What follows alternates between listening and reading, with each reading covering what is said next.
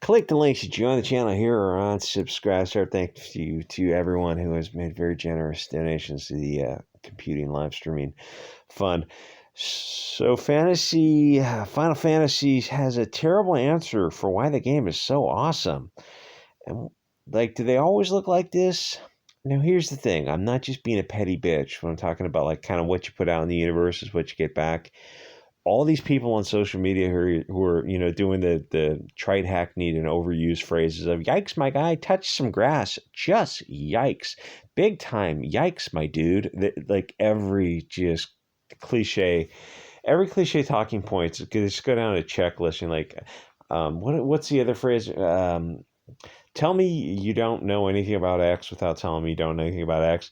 Anytime you've seen something, I don't know, a dozen times before, just don't use it. That means it's already overused by the time it got to you. But for some reason, there's a lot of these left-wing or kind of Tumblr kids, or the kids who migrated over from Tumblr.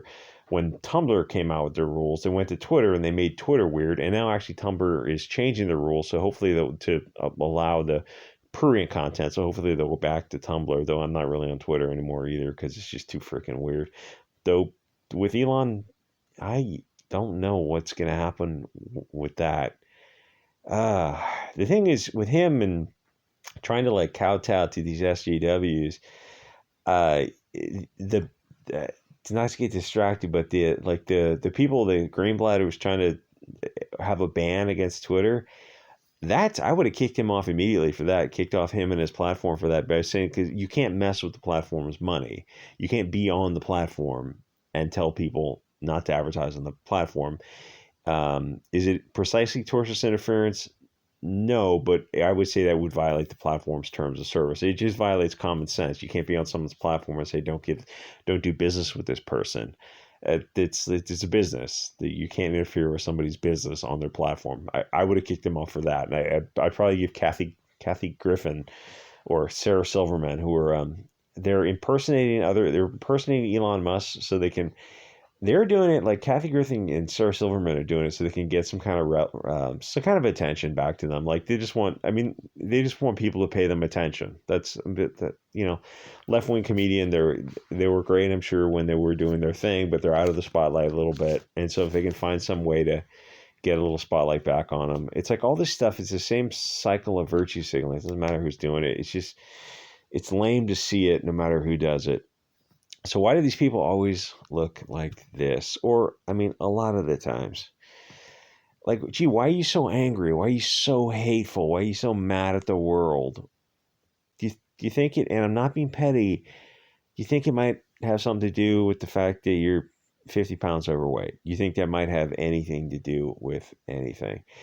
So, Final Fantasy. You don't have to engage. I almost call these things people, but remember, commies are not people. You don't have to engage with them in good faith because they're filthy globalists. When it comes down to it, she and all these other things that you find under a rock, they just hate European people.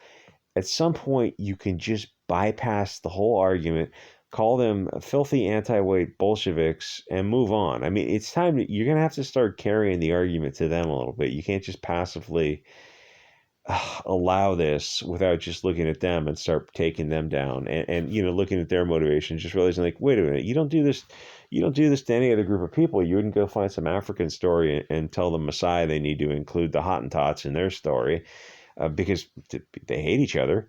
But you don't do this to the Chinese story. You don't do this the Chinese, because there's Europeans and some Africans in this Chinese story, they need to be included in this mythology-based Chinese fantasy, but it's also kind of loosely based in reality. Oh, there needs to be Germans and Irish and Africans in that story. You don't do this to any other group of people. You only do it to Europeans.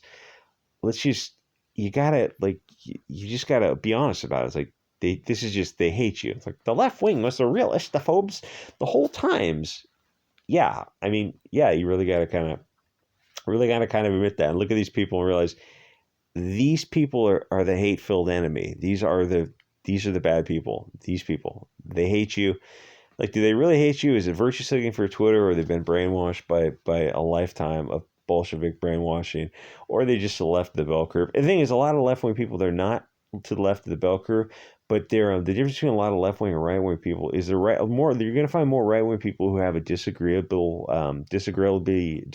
index in the personality spectrum, which is actually very important to have devil's advocates who are willing to kind of stand up to a crowd and say, "Oh no, you're wrong," or the Supreme Court justice asking the attorney to explain why he thought diversity was value, and the attorney couldn't define it. You got to have disagreeable people, and it's not to the point of being sociopathic, but just people who are willing to stand up and ask hard questions, and someone who will perform the cross-examination when nobody else really wants to do something that's politically incorrect.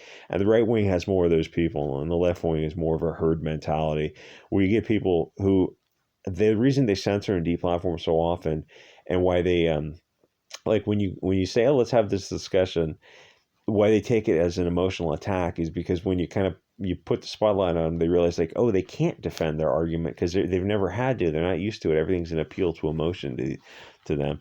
So these vermin, and they can't create anything. They just destroy what other people have created. So you can just stop trying to be reasonable with them. They simply hate you based on 50 years of Bolshevik media brainwashing. It's kind of when the mask started to come off. Everything they do is the virtue signal on social media. In this case, she's writing these clickbait, rage bait type of articles where she's hoping it goes viral. What they do is they're writing articles, and say you could churn out several of these type of articles a day, and each article gets a few $100. But if something goes, semi-viral on Twitter, which they're using these platforms to boost each other, to get, that we're going to outrage the chat and Hugo Boss types, and they're gonna argue with the soy boys and the cat ladies, and ultimately it'll drive traffic to this page. And instead of getting $300 for your standard article, all of a sudden you have an article that gets $6,000. And it's like that with any social media thing that's monetized. YouTube videos, it's like you notice, like, why do you think people chase the algorithm? Because there's so much money in chasing an algorithm. They get rewarded for it. And the thing is, the YouTube is a little different because it's like they're at least, it feels like it's not rage bait. It's like you're giving the YouTuber algorithmic chasers, they're giving the customer what they legitimately want. And it's not rage baiting, where these articles are different because you're just getting people to fight both these ridiculous titles. And the Mary Sue, they all try to do it because there's money in it. So they know that instead of their standard fee, it's like all of a sudden they're going to just blow up, and they're using Twitter as much as possible. But the thing is, a lot of these people don't have huge Twitter followings because they're really boring. And you argue with people on Twitter, and they're this standard SJW take, and then you realize you're like, you look at their thing, and like, you've been on Twitter for like 10 years and you have 100 followers. You're not saying anything that's not approved by the mainstream media, social media, government, any and all of the mainstream viewpoints. You're just absolutely on board. You've not said anything interesting. It's why you have 100 mutuals after 10 years of Twitter. That's just, and you realize, like, you look through the timeline, so you haven't said anything that Coca-Cola and Bank of America would have a problem with. Anyway, there's no shortage of these kind of people who think they're raging against the machine, they're fighting the power, and then you look and we're like, everything you say could just as well be approved by any one of these puppet masters, which is probably what half these people are. As Elon is finding out, there's half the platform is bots, and then the other half the platform was offering to sell blue check marks. Like, people would apply for the blue check marks, and the team that was covering that would deny it, and then they'd go behind the scene and offer to sell you the blue check mark for $10,000 to $15,000. Like, the stuff that Elon is finding, I call him by his first name, is finding with Twitter is amazing. Anyway, so in their minds, this is kind of like, the issue, rule, analysis, conclusion, but everything to them in their world is just conclusion. And when you try to start discussing the argument, it's an immediate deflection, ad hominem, and straw man, because they get emotionally attached to this argument. It's like when Zach was reviewing comics and he was saying the comics weren't very good.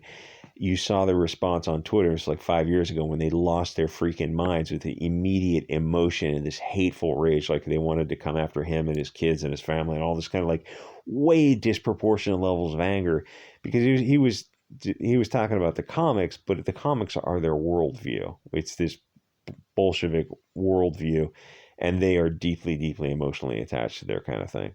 Anyway, so in their mind, nationalism is inconceivable because globalist schools and media have brainwashed them their whole freaking life. Everything they've been taught is a lie because everything that they believe is in absolute lockstep accordance with social media, government, every major corporation. They're all exactly on the same page. And they still, like, if you're on the left wing and you know that, like, if you're on the left wing, but you're the right of the bell curve and you're looking around at your beliefs and you're also looking around at the all the mainstream corporate people who are absolutely backing you, at some point, like, do you start to get nervous and then kind of wake up a little bit? It was like, oh, hey, so like Bank of America is sponsoring us. Facebook is sponsoring. Bank of America and Facebook are sponsoring us. And Biden is giving a speech calling out our purported enemies. Maybe something feels off about this. Are we really like raging against the machine and speaking truth to power?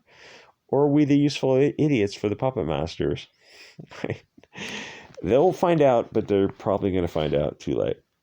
So now they try to start to dismantle their Bolshevik lives. Will cause them to be this emotional outrage, because a lot of these people are like child minds in adult bodies, and like you see this chick, and you see this kind of participation trophy generation, and I'm sure you're gonna say, "Oh, you don't know the chick. She's got multiple PhDs and can whatever."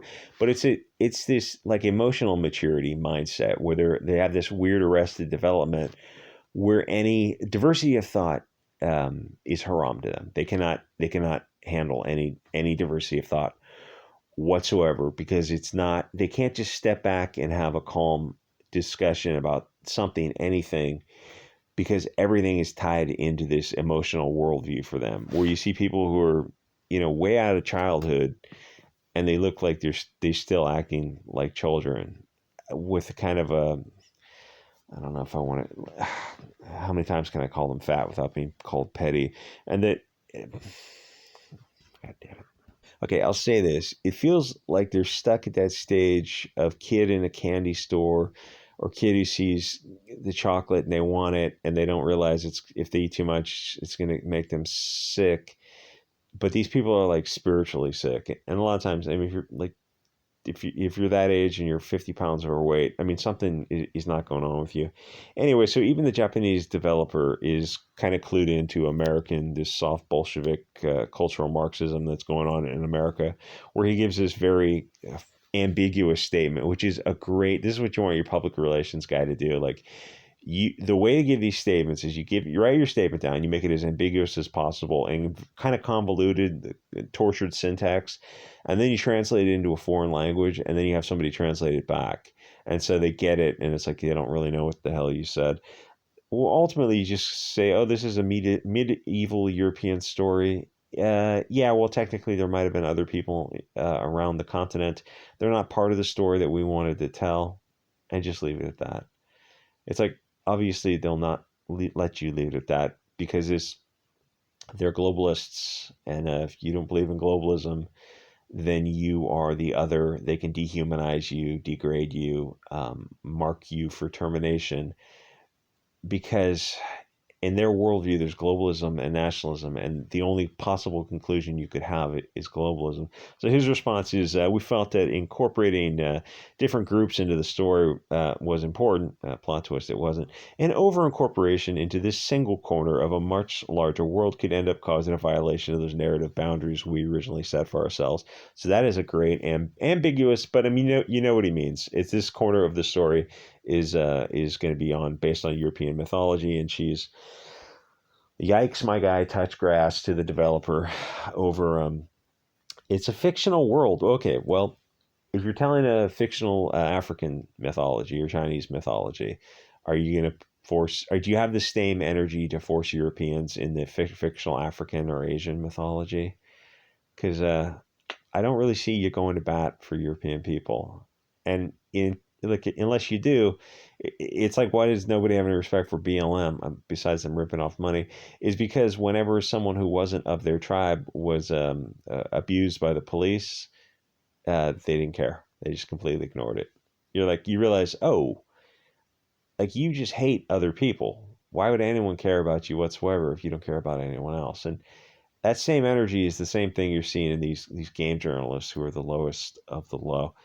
You don't have to. You can let people's stories be told the way they want to tell them. The English people want, the European people want to tell their own story. That's fine. They don't need non members of the tribe in the story. The same goes for African or Chinese people.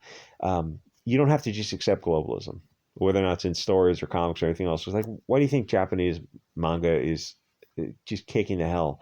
Like American comics, there are no mainstream American comics. If you tell me you're into mainstream modern American comics this year, you probably are not familiar with the older, better stuff. And then you look, you crack open some stuff from overseas, and you realize, oh God, American comics are horrible. Don't get me started on that. At some point, it's okay to just tell these people, why do you hate European people so much? And kind of start putting them on the defensive. Obviously, social media is not really set up for those kind of conversations, because what they'll do is, unless you're anonymous, they'll dox you, try to destroy your life, and get you fired because you're talking about a video game that you don't want any more diversity in it. You just want the game as it was presented. You want to feel like you're part of this connected tribal storyline. You want it to feel accurate. And while they said, oh, what, there were occasionally these other people in the story, it's like, yes, but they're not of the story, and you just don't want to see them in there. But you can't say that on social media, because they will literally try to destroy your life if you have a disagreement. So, I mean, most people are just not commenting on these kind of things, but they're also not buying the games, or they're not watching the movies. Like, how well Wheel of Time, or Rings of Power, or She-Hulk, or Star Wars. Well, and Star Wars is a little bit different because it's like this long history of Star Wars bombing. But like all that other stuff, Rings of Power, that was a bomb. That's the other videos coming up. It's like Amazon's trying to conceal the numbers of that, because you look at Rings of Power, you're like, this doesn't look like Lord of the Rings. This looks like a Bolshevik checklist. People are tired of this, all this kind of stuff. Video games, comics, movies, shows, and now the other part of this is that's not going to change in any way, shape, or form. They're going to accelerate it. It's just going to get worse. The only way to kind of try to stop playing the game is just to stop playing the game. You don't have to buy their comics, their movies, or their video games, like, at all. Like, what are you saying? You don't need Hollywood and video games? No. I mean, at this point, if it's so bad you're going to step off the ride, then yeah, that's kind of the only conclusion. Like, if you absolutely stop supporting these people, well, they can't continue it forever. Eventually, they're going to burn through other people's money. Anyway, like, comment, subscribe. I'll see you guys all next episode.